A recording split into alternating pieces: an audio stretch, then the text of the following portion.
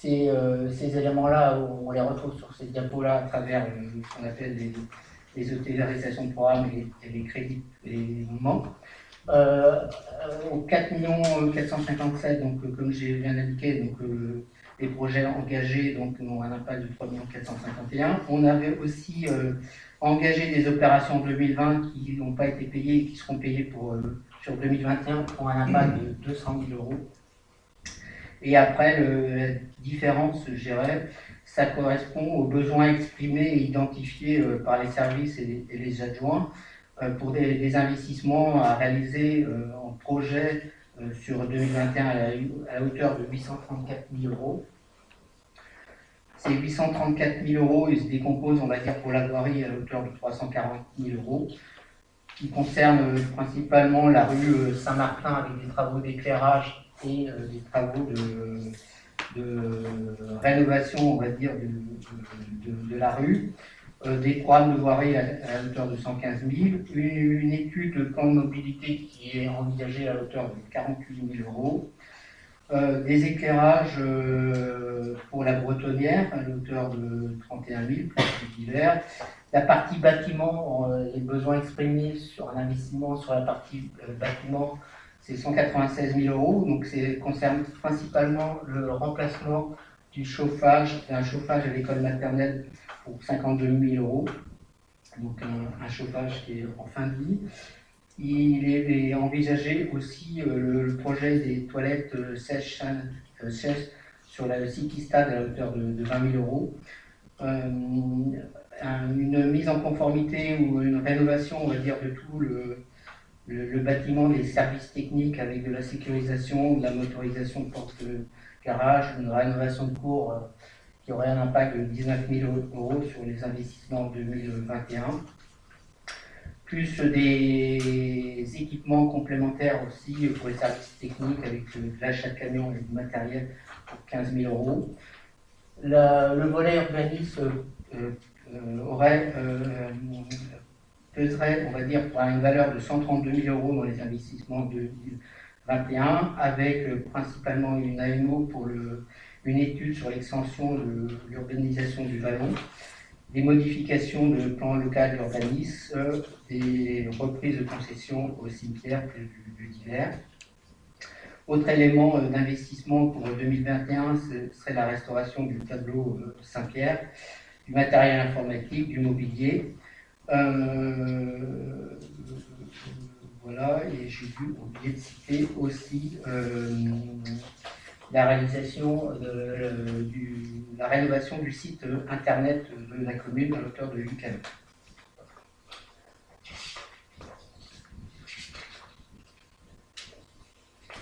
Voilà pour le budget principal. Donc au budget principal et aussi nous devons aussi regarder le budget d'assainissement qui fait l'objet d'un budget séparé par rapport au budget principal.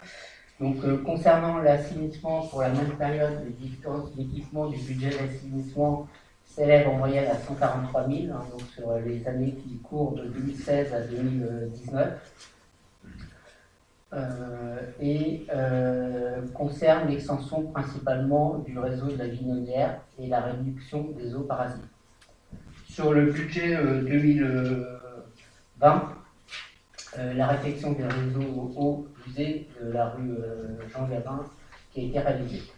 Pour 2021, donc un projet ambitieux en termes d'investissement, il est prévu donc des investissements à la hauteur de 731 000 euros qui concernent 3 rues principalement, donc qui sont la rue Pasteur, Joachim du Bellay et Saint-Martin.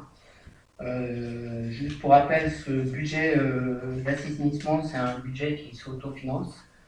Géré par la CAF qui dégage ce budget et le résultat des années antérieures qui n'a pas été dépensé. Donc c'est un budget qui s'équilibre par lui-même sans avoir recours, on va dire, à l'emprunt. Donc on passe, on va dire, au mode de financement du budget principal. Voilà. Est-ce qu'on pourra avoir en détail des dépenses d'investissement qui sont prévues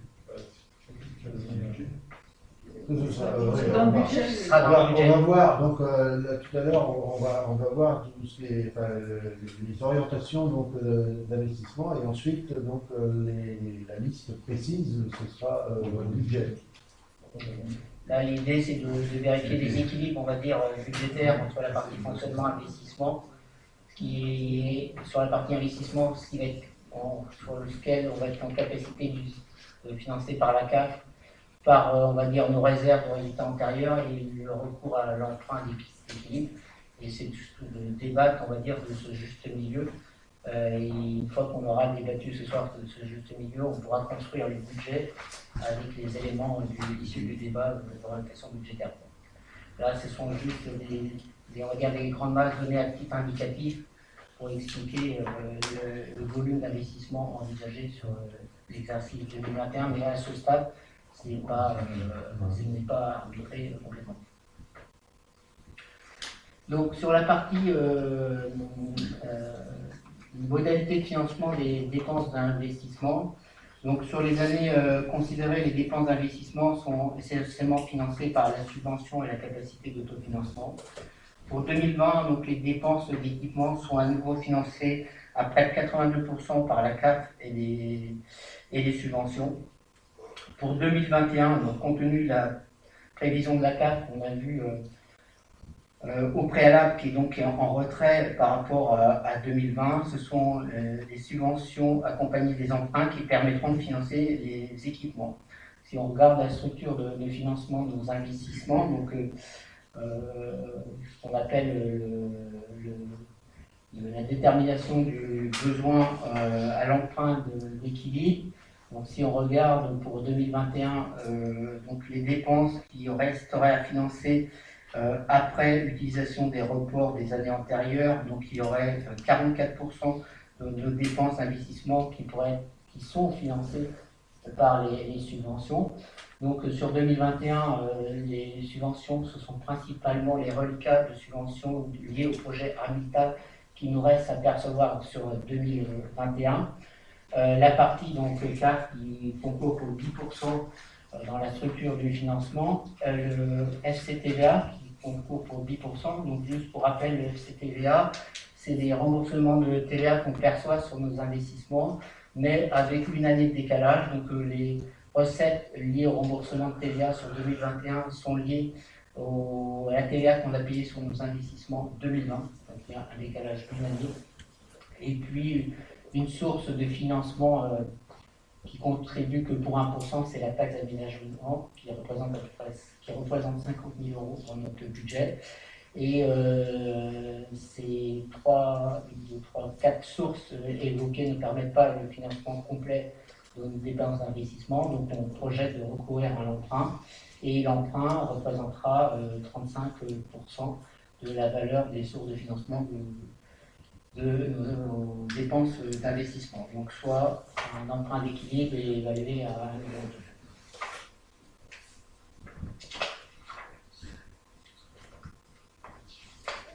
d'euros. Donc, sur ce tableau-là sont résumés les budgets consolidés. Donc, le budget consolidé, ça comprend le budget principal plus le budget d'assainissement. Donc, on peut voir que la capacité d'autofinancement qu'on appelle aussi épargne brute pour 2021 sera de 496 000 euros, dont le budget principal représente 357 000 euros, donc en retrait par rapport à 2020 où on était à 1,24 million. Ces capacités d'autofinancement, comme indiqué préalablement, et sert aussi à rembourser et prioritairement, on va dire, le capital des emprunts en cours, et donc ça, la part du capital dans les échéances d'emprunts qu'on rembourse annuellement, ça représente 253 000 euros pour 2021.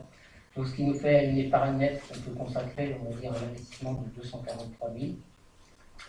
À cette épargne nette, on va dire, on rajoute nos recettes d'investissement, qui représentent 2,5 millions. Donc, comme évoqué préalablement, c'est principalement les subventions à hauteur de 1,6 million et Armentam, les remboursements de TVA 2020 pour 368 000, la taxe d'aménagement pour 50 000. À ces recettes d'investissement, donc on déduit, on va dire, les dépenses d'investissement envisagées pour la partie budget principal, budget d'assainissement, qui représente une valeur de 1,188 000, et ce qui nous donne sur la dernière ligne nos besoins de financement pour financer l'ensemble des dépenses. Et là, aujourd'hui, à ce stade, ce qui est envisagé en besoin de financement, donc c'est 2 845 000.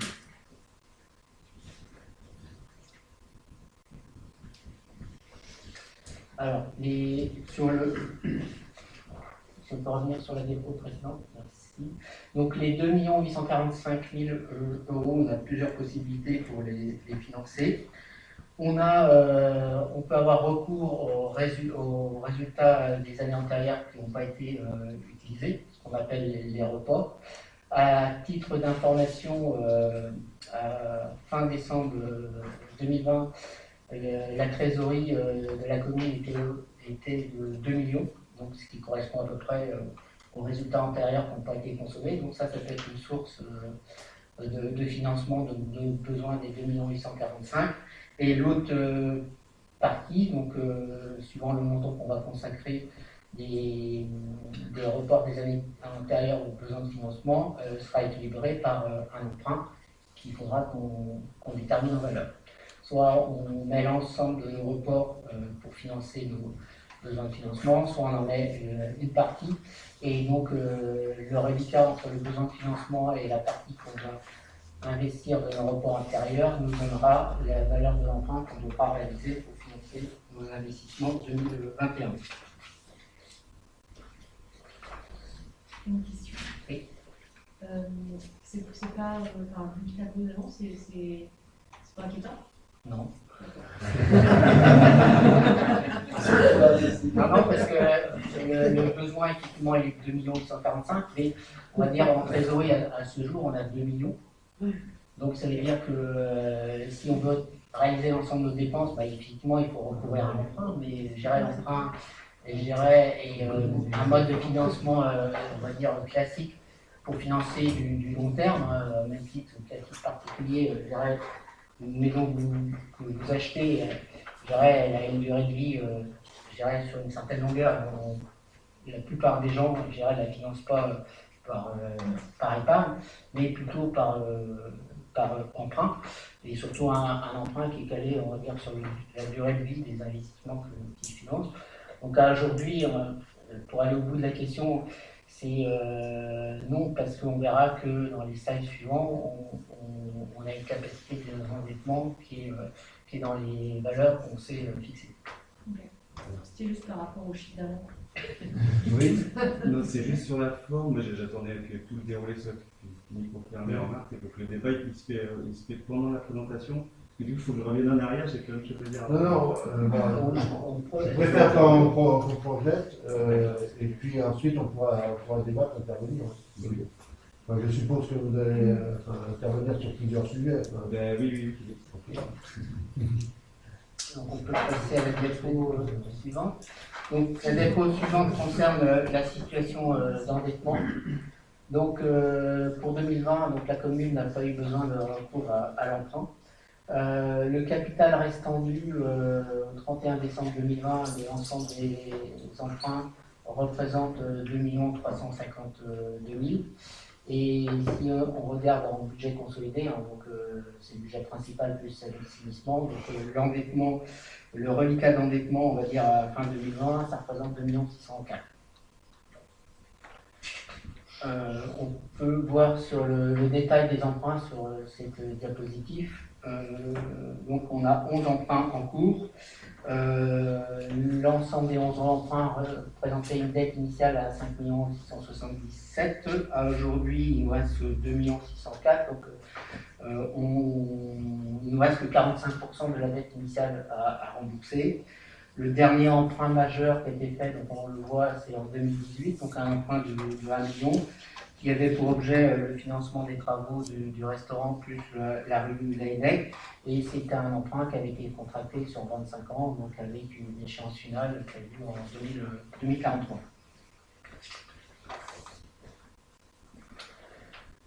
Donc on passe justement à la capacité de désendettement qui nous permet, on va dire, de juger on va dire, l'état global de nos finances et notre dépendance, on va dire, à l'endettement. Donc la capacité de désendettement du budget principal en 2020 est donc de 2,4. Donc on voit que la courbe, là, on est un peu sur des montagnes russes sur cette courbe-là. Donc pourquoi un niveau de désendettement aussi faible en 2020 que 2,4 parce qu'on a eu une année exceptionnelle de CAF. Hein, donc, pour rappel, donc, la CAF qui a été, importante du fait de dépenses non réalisées en 2020, donc représentait 1,24 million, dont 963 sur le budget principal. Donc quand vous prenez le reliquat d'endettement qu'on a vu sur la diapo d'avant qui était 2,6 millions et qu'on divise, on va dire, par notre cap d'1,24 million, ce qui nous permet, à l'image donnée au 31 décembre, d'avoir une capacité d'endettement qui est que de 2,4 ans. Par contre, en 2021, on voit bien que notre CAF n'est pas du tout du même ordre, hein, parce qu'elle est de 496 000 euros de manière consolidée. Et donc, si on reprend l'endettement à fin 2021 divisé par la CAF qu'on envisage en 2021, là, on remonte à une capacité de désendettement de 5,7 années. On s'était donné comme objectif dans notre programme politique de ne pas dépasser 8 années de capacité de désendettement. Donc si on fait une règle de 3, on va dire, hein, si on prend notre CAF 2021 et qui représente 496 000 et qu'on l'a multiplié par 8, ça nous donne un encours maximum qu'on ne souhaite pas dépasser, qui fait 3 968 000 euros. Aujourd'hui, comme on l'a vu, on a un encours qui est 2 604 000, donc ce qui nous donne une possibilité d'emprunt, on va dire, pour 2021 de 1,3 million. Comme on l'avait vu, on a de toute façon à financer 2,8 millions avec les réserves de trésorerie qu'on a, plus les possibilités de nouvel emprunt en prenant comme capacité d'endettement maximum de 8 ans. Donc ça nous permet potentiellement d'avoir recours à un emprunt en 2021 de 1,3 million. Donc je dirais qu'en conclusion de cette présentation sur les éléments chiffrés du DOB, c'est que la ville de Cerbon a la capacité de financer ses investissements issus de ses ambitions politiques. Merci Louis. Donc, vous l'avez compris, hein, donc, tout repose autour de la CAF qui donc, nécessite une maîtrise des dépenses, qui aussi nécessite donc l'optimisation des recettes. Alors là, donc, ça a été dit, donc une approche très prudentielle qui n'a utilisé aucun levier. Donc, pas le levier de la fiscalité dont on souhaite ne pas se servir, c'est dans notre engagement. Il y a aussi, donc, vous avez vu qu'il n'était pas utilisé le levier de la tarification, n'était pas utilisé non plus pour 2021 le dynamisme. Le dynamisme que vous avez vu pour 2020, qui a permis donc conjugué au Covid, donc d'avoir cette CAF exceptionnelle, mais ce dynamisme n'a pas été repris en approche prudentielle, volontairement en approche prudentielle, donc dans les perspectives qui vous ont été présentées. Donc, ce qui permet, effectivement, concernant les objectifs politiques de 2021, effectivement, d'optimiser les dépenses de fonctionnement en répondant à l'ensemble des besoins, notamment en termes de dimensionnement des services, qui permet aussi de maintenir les taux d'imposition, je l'ai dit, mais qui permet aussi d'avoir un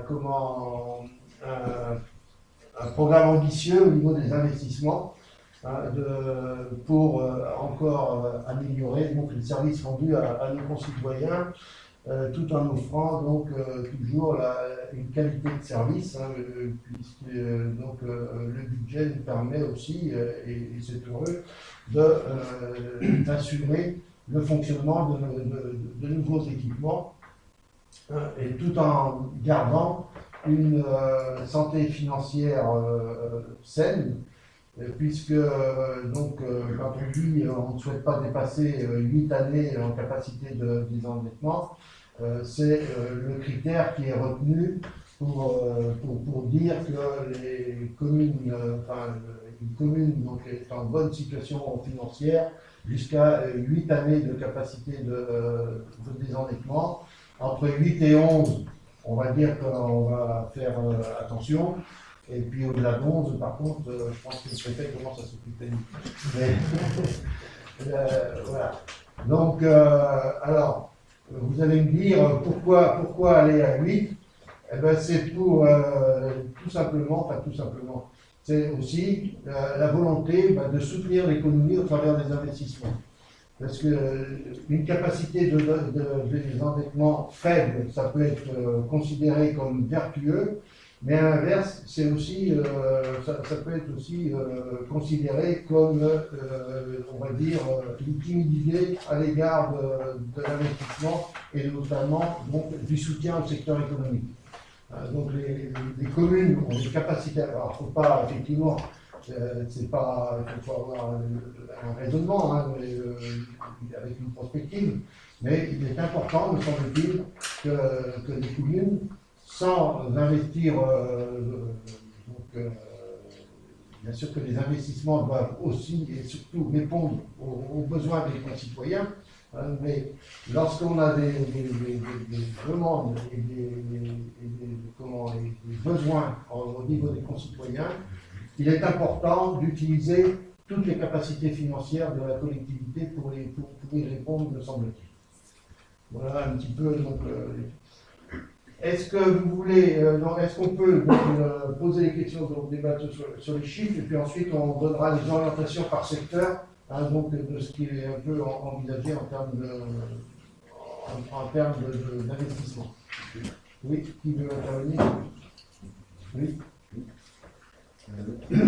Je vais essayer de faire vite et revenir rapidement sur la première partie, donc, qui est le contexte général, on va dire. Merci Loïc et merci au service qui ont rédigé ces là qui est quand même de ce qu'on a eu nous, ce qu'on a lu avant d'arriver ici, qui est un petit peu vulgarisé sur les slides, mais qui est quand même très technique et qui n'est pas pas très abordable et qui manque de vulgarisation et c'est un peu dommage pour essayer de rapprocher les habitants des questions financières et budgétaires. Voilà, dans vraiment des choses très techniques et pour le coup qui manque de recul et de regard critique à notre sens, notamment sur les dispositions gouvernementales. Il manque, à notre avis, la position de la municipalité sur les mécanismes de financement notamment et la parole politique sur ces sujets. Après, il y a des petites questions sur. On voit aussi dans les introductions générales que le Conseil de défense écologique a rappelé sa volonté de lutter contre une progression d'une artificialisation des sols trop importante. C'est en page 7 du document qu'on a, et donc on a rappelé que c'est en contradiction avec le projet de PAPP2. Sur la suppression des 26 taxes à faible rendement, 26, je ne savais pas qu'il y en avait autant que ça. C'est un rapport pour se féliciter de cette suppression, mais tout ça rend un peu illisible les ressources locales, et on sera tous d'accord pour dire que la perte d'autonomie budgétaire et les leviers fiscaux est un problème qui doit nous interroger tous. Il y a une petite une dernière petite chose, c'est sur les. Il y a un objectif qui est inscrit, et je ne sais pas trop si c'est un objectif gouvernemental ou local, qui est la réduction de la pression fiscale et des particuliers de l'entreprise. Est-ce que c'est partagé par la municipalité, et dans le détail, à quoi on pense dans ces pressions fiscales, taxes en cours. Voilà, une dernière petite chose. Non, moi, je vais m'arrêter là pour l'instant. Il y a d'autres choses à faire. Alors, sur les mesures gouvernementales, donc, bah, elles sont, au niveau de la commune, on n'a pas le choix que d'en prendre acte, même si certaines on peut les déplorer, d'autres on peut les accompagner. Concernant, par exemple, l'autonomie fiscale, il est bien évident que la perte d'autonomie fiscale pourrait être critiquée si elle n'était pas compensée. Aujourd'hui, elle est compensée, y compris dans sa dimension dynamique. C'est ce qui est dit. Oui, si, que ce soit la taxe d'habitation, que ce soit l'impôt foncier. Par contre, c'est vrai que le sort des départements n'est pas réglé. Mais aujourd'hui, donc, la compensation au niveau des communes se fait au travers donc, du report de l'impôt foncier bâti qui était attribué au département vers les communes. Donc avec une péréquation pour effectivement que selon les bases des communes, on a vu que Servon, donc, on était sur des bases assez confortables, donc on aura un coefficient correcteur de 0,8 pour péréquer avec les communes qui ont des bases moins confortables. Voilà, donc ça c'est la situation fiscale, donc qui aujourd'hui, je veux dire aujourd'hui, n'impacte pas le budget de la commune. Sur les réductions fiscales, donc concernant la position, concernant la situation de la commune, donc la commune n'a pas augmenté ses taux depuis 2010. Voilà l'action de la commune en termes de fiscalité, donc le levier sur lequel elle peut agir. Donc l'augmentation des taux, donc il n'a pas été utilisé par la commune depuis 2010, et donc la majorité donc s'est engagée à ne pas les relever sur cette mandature. Que pour autant, ou par ailleurs, les règles du jeu restent aussi équivalentes, ce qui est le cas aujourd'hui.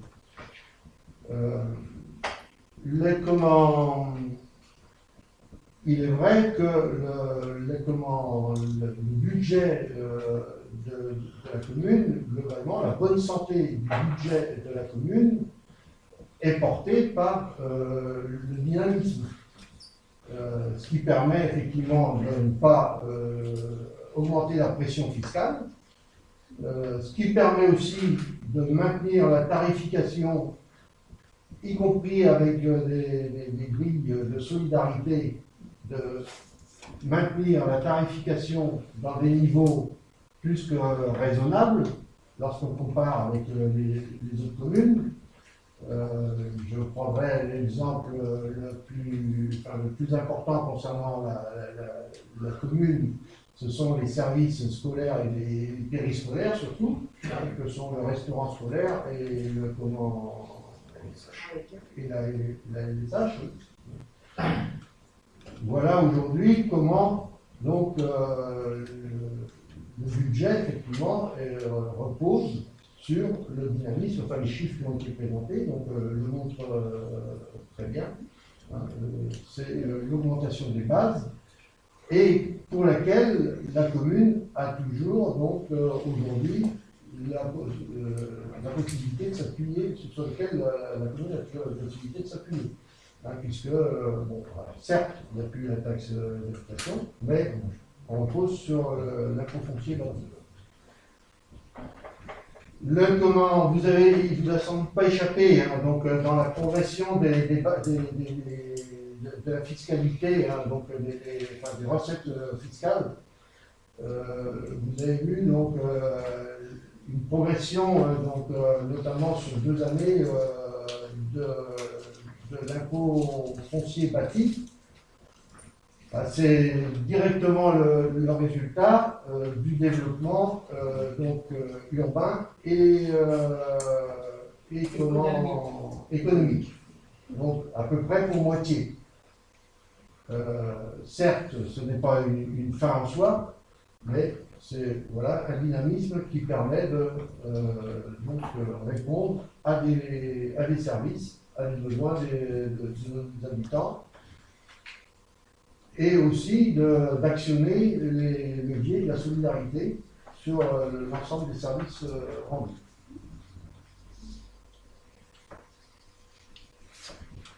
Voilà. Concernant la forme, moi au contraire, je félicite les services et Louis aussi. Ouais, donc, on peut sans doute améliorer, mais voilà, je félicite pour la qualité de l'enchaînement, de la présentation à partir donc du contexte national pour accoster sur les problématiques d'endettement de la commune. Il y a un enchaînement qui est très logique, hein, qui permet une compréhension. Alors, certes, ça reste technique, hein, je vous l'accorde, je ne le pense pas. Après, on peut sans doute améliorer, mais voilà.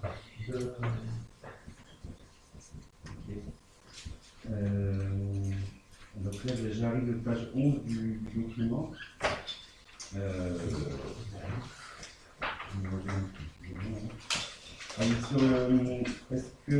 Est-ce qu'on peut avoir le détail sur le pilotage et l'optimisation des ressources de chaque service? Alors rapidement, hein, parce que j'essaie d'aller vite aussi de mon côté. En gros, qu'est-ce que ça implique? C'est un meilleur confort de travail, plus d'efficacité. Est-ce qu'on peut avoir des documents, peut-être pas là tout de suite, hein, mais ce qui a été des études qui ont été utilisées pour l'optimisation de ces ressources dans chaque service. Je voulais avoir le détail de la masse salariale, mais oui, comme a dit un mot tout à l'heure, donc on a une petite idée. Ce qu'on voit, c'est qu'on est globalement au-delà des strates, enfin des communes de taille identique en termes de masse salariale, hein, qu'on rapporte à l'habitant. En gros, on va être autour de 470-480 euros par habitant, contre 430, 440 pour les communes de la même strate. Bon, voilà. Je ne sais pas si c'est en adéquation avec l'optimisation des ressources de chaque service. Ensuite, on va avancer, page 12 à 17. Alors, sur ce sujet-là, parce qu'on va voir, sur ce sujet, alors, il est important de comparer des choses comparables. Voilà, et surtout d'identifier les périmètres que l'on compare. Aujourd'hui, il est vrai que nous avons un service important, périscolaire important, qui est conduit en régie. Hein, donc c'est effectivement une dépense importante, donc au niveau de l'accueil de loisirs et puis de la restauration. Et de la restauration. Pour un choix politique. Pardon ? C'est un choix délibéré politique, hein, donc, qui a été fait il y a quelques années. Il a été c'est un choix qui a été conforté au travers des investissements qui ont accompagné ces deux secteurs, hein, donc que ce soit en termes d'ALSH ou de restauration scolaire.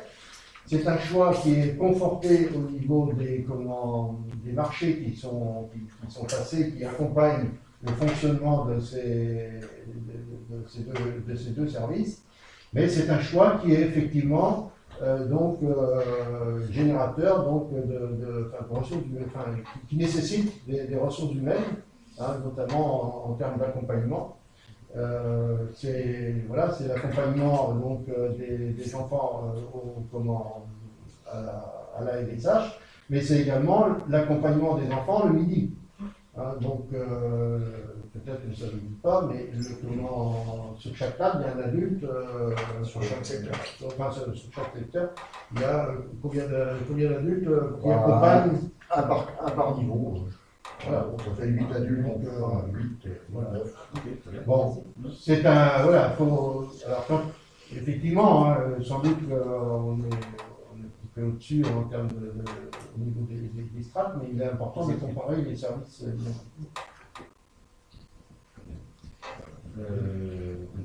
Du coup, je vais arriver un peu sur les chiffres et la CAF et tout ça.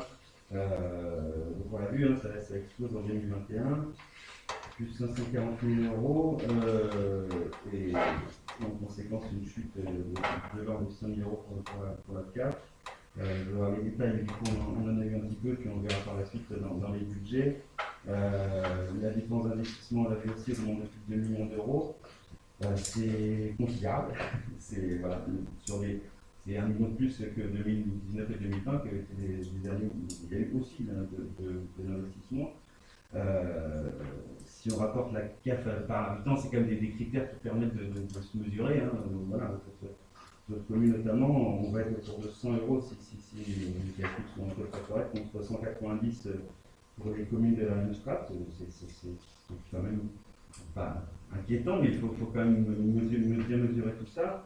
Donc ça va impliquer de nouveaux emprunts.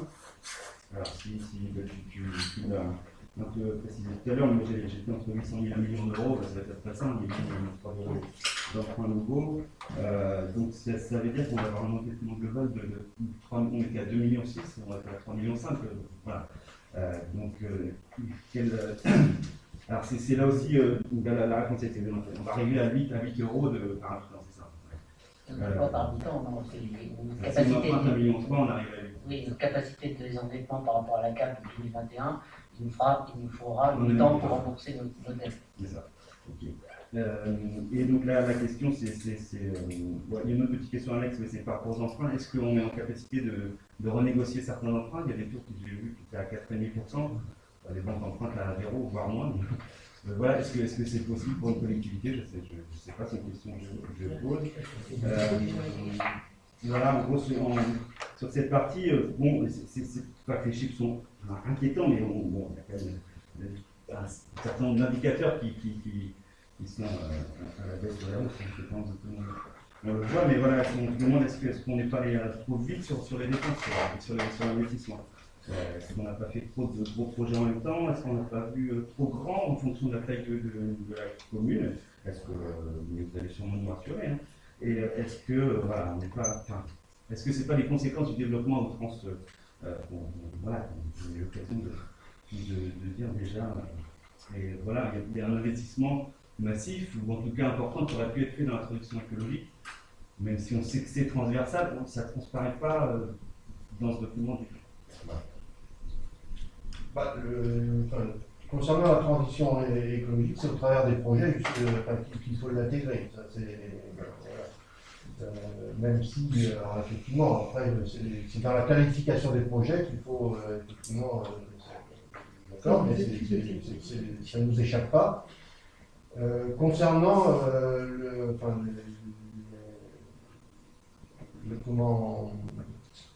l'endettement, l'endettement qui semble poser des questions.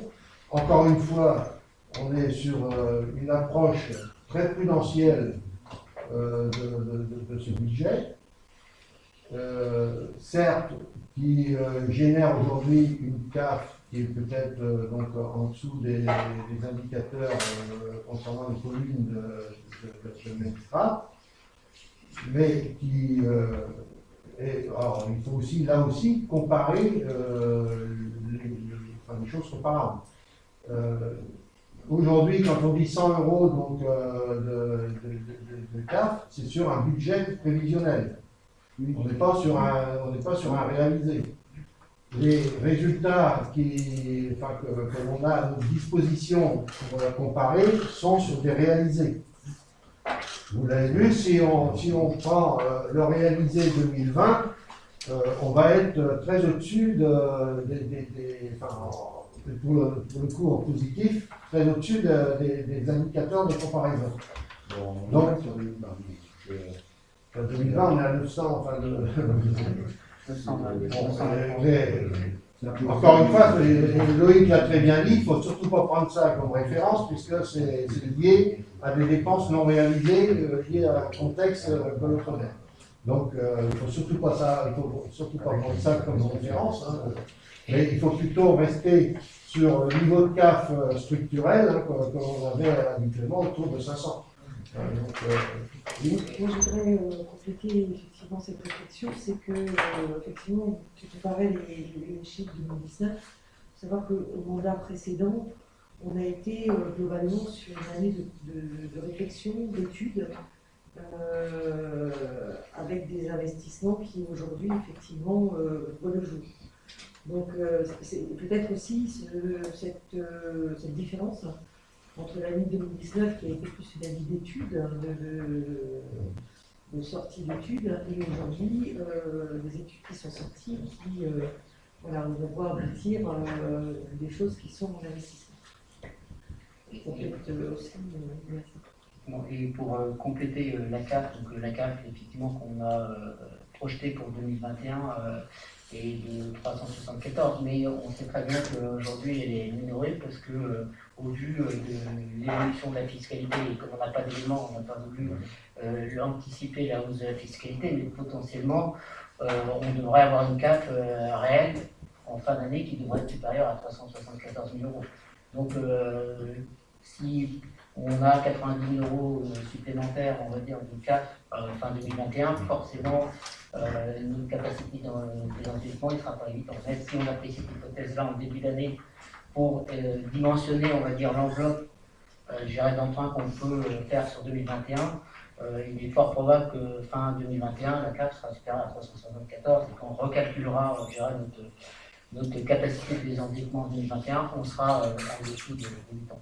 C'est très bien. Après, nous, on se base sur ce qu'on a. Oui, C'est les chiffres qui nous sont donnés. Et justement, par rapport à la trésorerie dont vous parliez tout à l'heure sur la question qui avait posée, où tu t'inquiétais des 2 millions à payer, 22 millions à payer, et nous, on a 2,6 millions de trésorerie d'avant.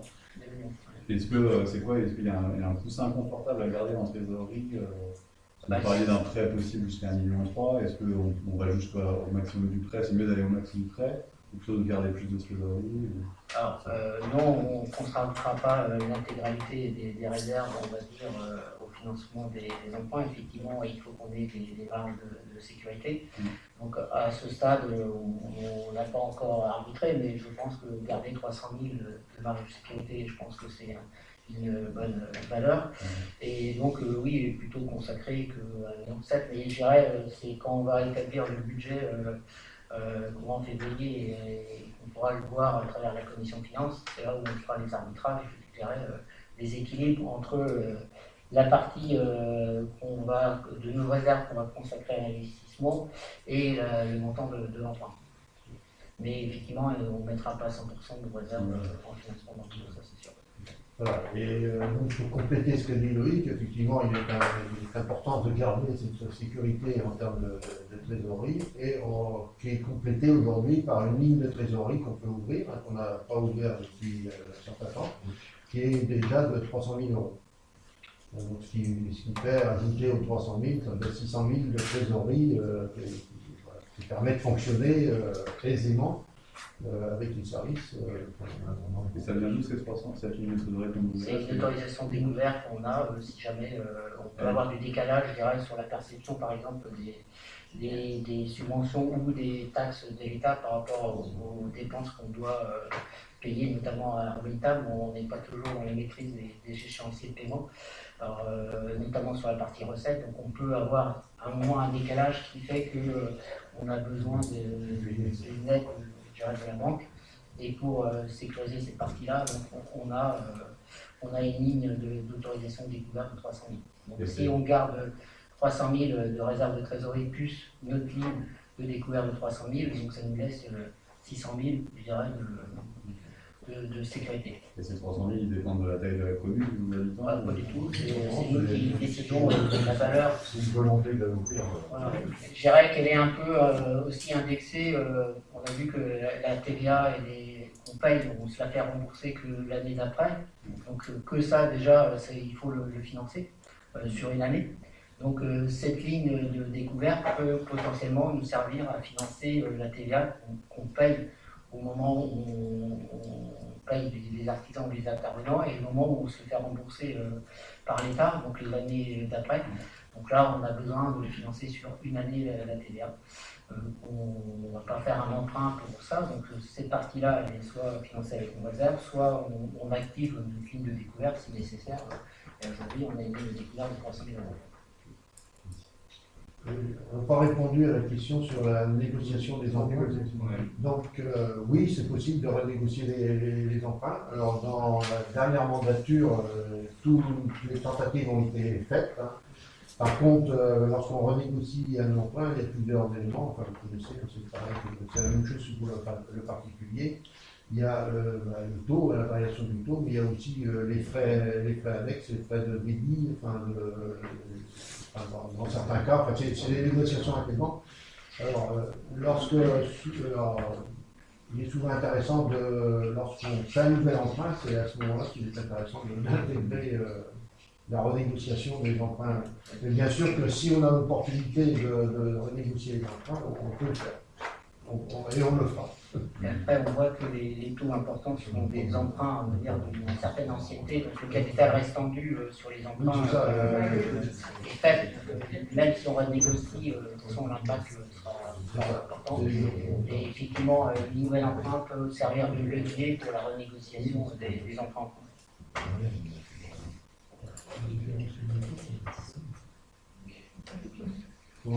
Non, je disais, vu le différentiel de taux entre 4,50 et 1 et quelques pourcents maintenant, je pense qu'il y a. Ça dépend sur quel ça dépend sur quel sol. Malgré des frais. Ça dépend sur quel Sur les frais de comparaison ont été faites. Oui, c'est une négociation qui été faite. Ok, bon, on va pouvoir continuer sur les programmes. Le premier concerne le secteur vivre ensemble et solidarité. Donc, je vais laisser Evelyne me présenter un peu les orientations du secteur, du secteur. Donc le secteur Vivre ensemble et solidarité est porté par 3 commissions. La commission des solidarités, la commission culture et la commission citoyenneté et démocratie. Alors pour le budget 2021, effectivement le gros impact qu'on porte sur ce secteur, c'est l'ouverture et la mise en fonctionnement de l'équipement Armidam, pour lequel on a une fin de chantier, une livraison prévue avant l'été et une inauguration si possible le 3 juillet. Un impact aussi important là sur le lien Vivre ensemble, qui est de la mise en œuvre du projet d'établissement avec tous les acteurs sous un peu le drive du binôme opérationnel constitué par la médiathèque et la caravane MJC. Et bien sûr, en fonctionnement, toute ouverture d'équipements nouveaux publics a des impacts. Hein. Donc là, on a des impacts en matière de ressources humaines. Beaucoup de choses ont été dites par Loïc, c'est-à-dire pour assurer de l'accueil mutualisé, pour assurer des nouvelles missions de coordination de projets, de planning, etc. On a besoin en ressources humaines d'un 0,6 équivalent temps plein. On a aussi un impact sur le budget fonctionnement en termes d'entretien de locaux, puisque pour cette année d'ouverture, ce sera une délégation, enfin une prestation extérieure, prestation de service. Et un impact aussi indirect sur tous les autres services communaux pour la maintenance de bâtiments, la gestion des espaces verts, le suivi technique de la mise en service. Enfin, on a un petit reliquat de fonctionnement qui va se poursuivre jusqu'à l'été. C'est la maintenance des locations de structures mobiles et de salles communautaires pour que les associations puissent poursuivre leurs activités jusqu'à l'ouverture d'Armiltan. Concernant les solidarités, alors la solidarité, vous savez, c'est comme l'environnement, c'est transversal partout. Ça se retrouve dans tous les projets et dans tous les activités. Ici, l'animation sociale est portée essentiellement par le CCAS, qui est un budget annexe et autonome, mais qui est fortement subventionné par la collectivité, qui est en fait équilibré par la collectivité.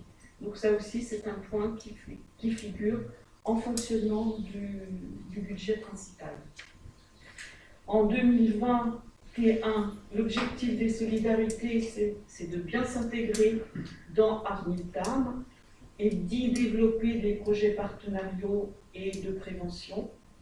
La poursuite veille sur l'évolution des besoins du parc locatif social et le soutien et l'animation du vivre ensemble à la maison Lila. Ce sont les 3 grosses fonctions d'animation qui sont suivies par le CCAS. Alors là, je passe directement à autre chose, la culture. Tu apporteras ton soutien si besoin. Voilà. Donc, pour le secteur culture-loisirs, on a prévu une stabilité des subventions et des soutiens techniques aux associations culturelles et de loisirs. Donc ça, ce sera vu en commission. Février, je crois. Voilà. Et pour l'entrée dans Armiltan, il y a aussi un fort impact sur le point culture. Consolidation des actions et engagement de nouveaux partenariats de la médiathèque. Donc, intensification, lecture publique, animation spectacle, exposition. Augmentation des temps d'ouverture. Donc là, on en revient un petit peu au RH dont je vous parlais tout à l'heure. Développement des actions numériques. Là, c'est un point très important du secteur culture médiathèque, avec l'extension assez conséquente du temps de travail de l'agent numérique afin de répondre à des particularités telles que la fracture numérique, l'aide aux personnes loin du numérique qui souhaiteraient faire quelques découvertes, s'adapter aux produits. Et puis aussi, un aspect important là, sur ce milieu d'année, l'organisation partenariale de l'événement festif inaugural, donc avec un petit budget à la clé.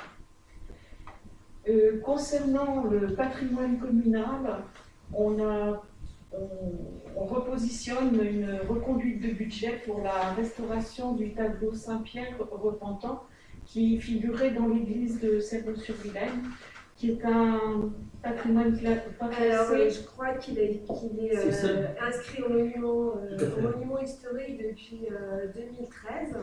Voilà. Il y a un arrêté préfectoral qui le protège. C'est un arrêté qui date du 8 mars 2013. Donc là, effectivement, on propose. Il est pour l'instant conservé au musée des Beaux-Arts à Rennes. Et il y a des questions de le restaurer déjà depuis plusieurs années. Et donc là, cette année, j'aimerais bien que ça se concrétise. Et le faire revenir dans l'église. Alors après, il faudra effectivement, parallèlement à la restauration, effectivement, il faut qu'on réfléchisse à son positionnement et à ce qu'il soit sécurisé. La condition du retour, L'installation peut être et de sécuriser. C'est une proposition, on n'a pas voté. C'est un peu, ouais, mais effectivement, il y a. Parce que c'est clair avec le mur, parce que On peut avancer. Et enfin, en ce qui concerne la citoyenneté et démocratie, Oui, là, je vais prendre le relais. Donc, pour 2021, ce qui a déjà été fait, donc on continue, hein, bien sûr, avec le suivi des besoins et attentes des Savonnais, notamment avec les commémorations qui sont toujours, j'espère, un peu plus festives que l'année précédente, mais les Covid oblige, on a fait avec ce qu'on a pu, mais en espérant voir davantage de monde de participation pour cette année 2021. Et donc, un gros travail en commission sera fait cette année, notamment sur l'étude et la préparation d'un conseil municipal des jeunes, avec un objectif que pour la rentrée de septembre-octobre 2021, on puisse lancer ce projet auprès du public. Alors, encore une fois, ce n'est pas défini, rien n'est écrit, à quel public on s'adresse, ça sera tout à fait le travail de la prochaine commission.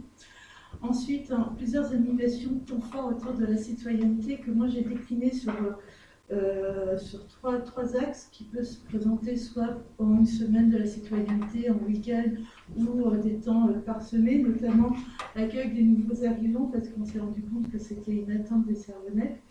Une sortie citoyenne, on en avait déjà parlé lors d'une précédente commission, mais il faut absolument qu'on la mette à jour pour que, j'imagine, au printemps, on puisse organiser une promenade participative pour ramasser les déchets. Mais après, il faut y trouver le nom, le rythme, etc. Et également une soirée, ce que moi j'ai appelé soirée citoyenne, mais on peut y trouver un autre nom, où j'aimerais bien qu'on y invite un auteur, un conciliateur de justice, et voire même un avocat pour parler des problèmes de citoyenneté, de voisinage ou tout autre, tous les sujets qui peuvent intéresser les gens, et on s'en rend compte lors des sollicitations qu'il y a vraiment un gros problème une pédagogie à faire à ce niveau-là. Donc voilà, donc ça sera organisé également. Poursuite de la consultation des Savonnais sur les projets communaux et intercommunaux. On en a parlé tout à l'heure avec M. Daniel au niveau de la mobilité. Évidemment, on s'interroge et on va vers la population. Donc tous les projets, ce sera nécessaire en collaboration avec la commission en place. On organisera bien évidemment des consultations adaptées et ciblées en fonction du public. Et donc ça sera la poursuite de ce qui s'est déjà fait. Et enfin, on en a déjà parlé tout à l'heure, accompagnement à la formation des élus.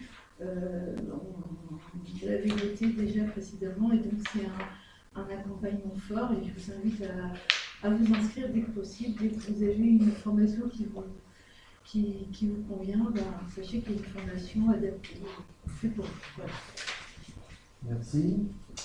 Michel.